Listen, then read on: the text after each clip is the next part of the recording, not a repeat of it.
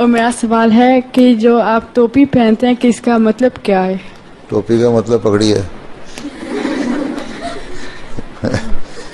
یہ روایت حضرت مسیم علیہ السلام پہنا کرتے تھے, خلفاء پہنتے ہیں, اس لیے روایتاً چل رہا ہے. اس کی کوئی سگنیفیکینس ایسی نہیں ہے کہ کوئی شرعی حکم ہے. حضرت صلی اللہ علیہ وسلم تو اور طرح کی پہنا کرتے تھے امامہ ہیں, مختلف وقتوں میں مختلف تھی. عربوں میں ویسے بھی اتنا رواج نہیں.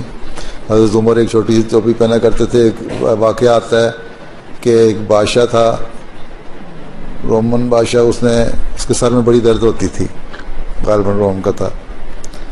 تو اس کو خواب آئی کہ جو اسلام کا خلیفہ ہے اس کی ٹوپی تم منگا کے پہنو سر پہ تو تمہارے سر درد ہٹ جائے گی. اس کو کسی نے بتایا تو اس نے حضرت عمر کو لکھا کہ مجھے اپنی ٹوپی بھیجیں, میرے سر میں درد ہوتی ہے. حضرت عمر نے اپنی ایک پرانی سی ٹوپی, جس کے چھوٹی سی ٹوپی تھی جیسا تم نے اپنے سر پہ باندھا ہوا ہے نا نقاب کے حجاب کے اوپر, میرا خیال اتنی سی چیز ہے نا, پہلے اس طرح کی ٹوپی جہاں حاجی بھی پہنتے ہیں, ہم لوگ پہنتے ہیں. میں بھی گھر میں نماز پڑھنی ہو تو چھوٹی سی ٹوپی پہنتا ہوں ہیں.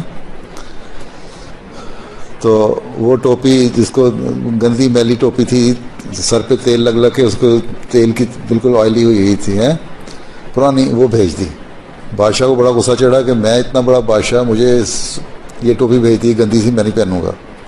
اس کو اتنی شدید سر درد ہوئی کہ برداشت نہیں ہو رہی تھی. اس نے کہا ٹھیک ہے دیکھ لیتے ہیں. اس نے ٹوپی پہنی تو سر درد ہٹ گئی. پھر اس نے اتار دی کہ نہیں میں نہیں اب پہنوں گا, سر درد ٹھیک ہو گئی. کچھ عرصے کے بعد دوبارہ اس کو سر درد ہوئی, پھر مجبوراً پہننی پڑی.